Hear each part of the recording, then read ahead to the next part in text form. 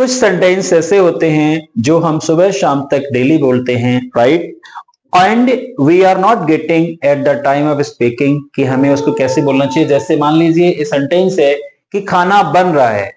अब whenever you are going, जब भी आप कहीं जाते हैं, you are sitting, you are going to meet someone's house, अपने दोस्त के घर जाएं, किसी के घर जाएं, तो बंदा बोलता है कि खाना बन रहा है, खाकर जाइए, राइट। तो बताइए इस सेंटेंस को हम कैसे बोलेंगे। If you want to speak English, जैसे अगर आपको इंग्लिश बोलनी है तो इन जैसे सेंटेंस पर आपको पूरी तरीके से फोकस करना चाहिए। And if you can complete, because these sentences since morning up to evening they are spoken, ये हर जगह बोले जाते हैं। जैसे कि सड़क बन रही है, कोई बंदा जा रहा है और आपने उससे कहा भैया इधर से मत जाओ, सड़क बन रही है, राइट। ऐसी है मुझे कुछ बेहतर करना है, राइट, जिंदगी में मुझे कुछ बेहतर करना है, जिंदगी एक रूप ले रही है।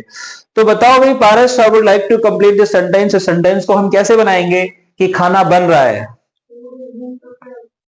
राइट। तो यहां पे क्या होता है कि पहली चीज ये है कि जितने भी हम इंग्लिश में सुबह से शाम तक डायलॉग बोलते हैं, मोस्टली इंग्लिश इज स्पोकन, वो बोली जाती, जो हम डायलॉग बोलते हैं वो बोलते हैं पैसिव वॉइस में है, यानी इसमें जो है वो करने वाला नहीं दिया होता है, राइट।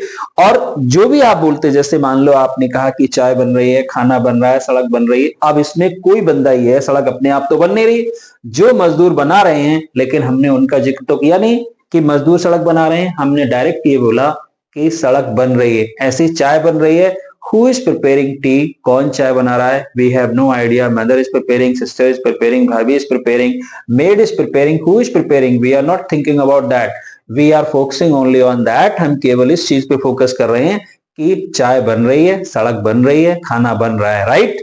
और जैसे ये सेंटेंस है कि मुझे कुछ बेहतर करना है, राइट, इसमें करने वाला दिया हुआ है, राइट। तो इसको हम अलग तरीके से, जैसे पहला सेंटेंस देखिए, खाना बन रहा है।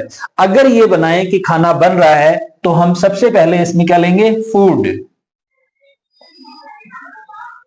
Is, right, food is. और काम चल रहा है, जब काम चल रहा होता है तो हम इसमें बीइंग लगाएंगे, फूड इज बीइंग, और कुक्ड लगा दो,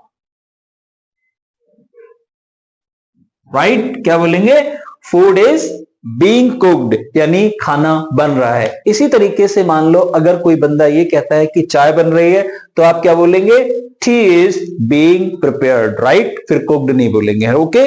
ऐसे आप बोलेंगे कि कपड़े धोए जा रहे हैं, तो आप बोलेंगे the clothes are being washed, या फिर रिंस्ड लगाएंगे, the clothes are being rinsed. अगला सेंटेंस है सड़क बन रही है। अब सड़क अपने आप तो बन नहीं रही है, मजदूर बना रहे हैं, but we are not talking about the workers, we are not talking about the wagers, we are not talking about the labourers, we are focusing only on sadak. हमारा मकसद केवल क्या है, सड़क।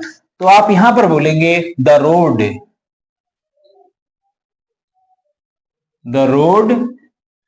Is being built. रिमेंबर क्या लिखा है, the road is being built, क्योंकि हमने केवल ये बोला सड़क बन रही है, हमने ये नहीं बोला कि मजदूर सड़क बना रहे हैं, राइट। अगला है मुझे कुछ बेहतर करना है। अब ये सेंटेंस जो है कि मुझे कुछ बेहतर करना है, इस सेंटेंस में कोई जोर दबाव नहीं दिया हुआ है, केवल एक अंदर का डिटर्मिनेशन है। इस सेंटेंस में आपको क्या दिखाई दे रहा है, determination of your intentions, right, कि आपके इरादे क्या हैं, आप कितनी मजबूती से। अगर आप ये कहते कि मुझे कुछ जिंदगी में बेहतर करना पड़ता है, तो आप यहां पे लगाते आई हैव टू, लेकिन यहां पे क्या है, मुझे कुछ बेहतर करना है। It means already you have decided in your mind you want to do something better in your life, जिंदगी में आपको कुछ बेहतर करना है। तो आप यहां पे लिखेंगे I am to do, right. I am to do का मतलब है मुझे करना है, it means you have decided inside your brain, right. You are not taking the inspiration from outside, you have taken the inspiration from inside. I am to do something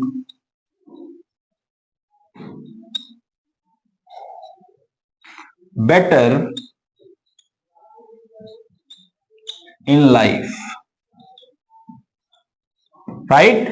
I am to do something better in life, जिंदगी में मुझे कुछ बेहतर करना है। ऐसे अगर आप ये बोलें कि मुझे खाना खाना है, तो आप क्या बोलेंगे? I am to dine food. Dine का मतलब भी होता है तौर तरीके से खाना, राइट? ऐसे आप बोलें कि मुझे नौकरी करनी है, तो आप बोलेंगे I am to do the job, right? मुझे अंग्रेजी सीखनी है, I am to learn English, right?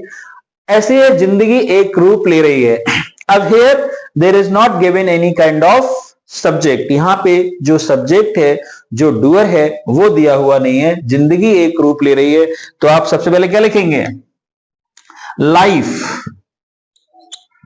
Is taking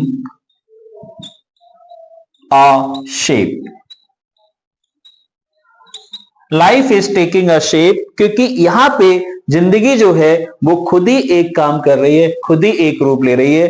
तो आप बोलेंगे life is taking a shape. ऐसे आप बोल सकते हैं कि your career is taking a shape, आपका करियर भी एक रूप ले रहा है। If you are aware, if you are alert, if you are careful, then career is taking a shape according to your choice. Otherwise, after 5 or 10 years, you would be standing and you would be complaining कि I was not desiring such kind of career, कि मैं इस प्रकार का career नहीं चाह रहा था जैसा कि मेरा है।